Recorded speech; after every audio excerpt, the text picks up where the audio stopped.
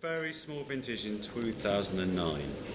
Okay, and I sent the grapes off, but the wine didn't turn out very well.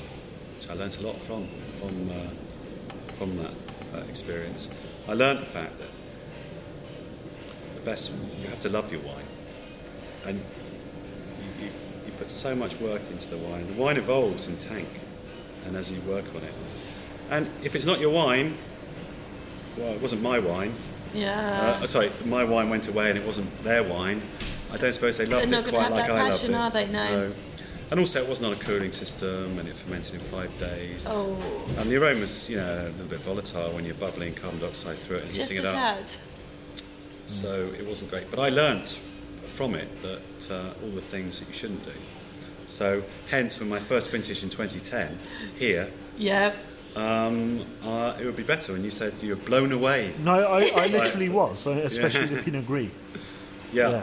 But it is, you put the hard work in, then you reap the rewards, don't you? Yeah. Be it on making a fantastic wine, or be it financially, or if you can do both, then that's a bonus, isn't it? What I liked most about the wine was the texture of the Pinot Gris. Yeah. It had a lovely texture on the palate, really good acidity, and 11.5 alcohol, I think it was. Less than that, actually. Yeah, I mean, it really just ticked all my boxes. And if I had a restaurant, I would do that by the glass and encourage people I wouldn't even tell them what it was. I would say, have a glass of this or try this, and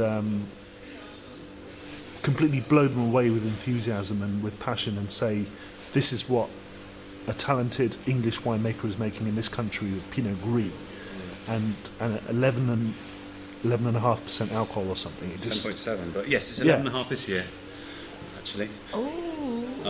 Because you know how Pinot Gris is quite tricky, isn't it? But I mean, I've tasted Pinot Gris from all over the world, and I like Pinot Gris from New Zealand, or I like them from Oregon, and obviously northeastern Italy and that kind of thing, Alsace, of course.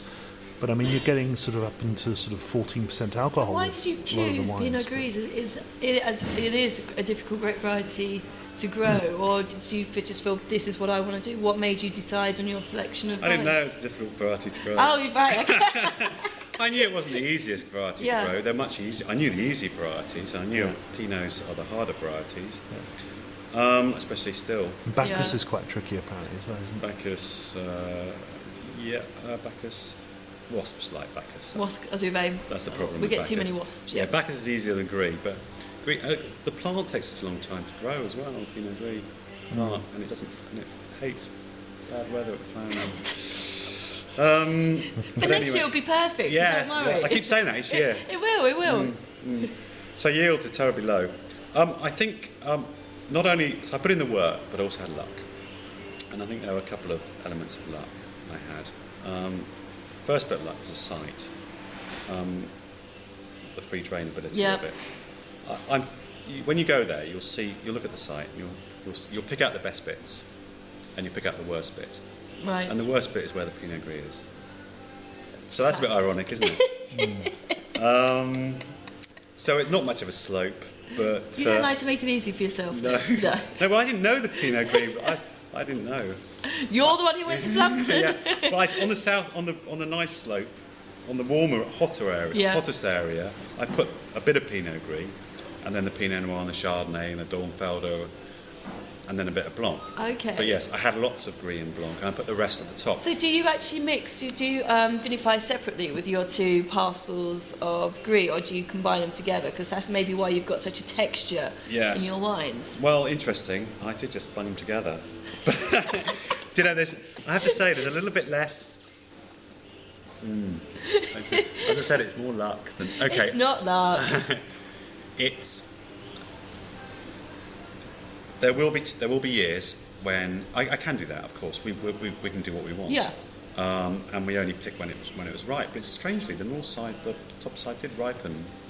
There didn't seem to be any noticeable difference between the two. Okay. So I think because the vineyard's small enough, the differential isn't that great. Isn't that great? No.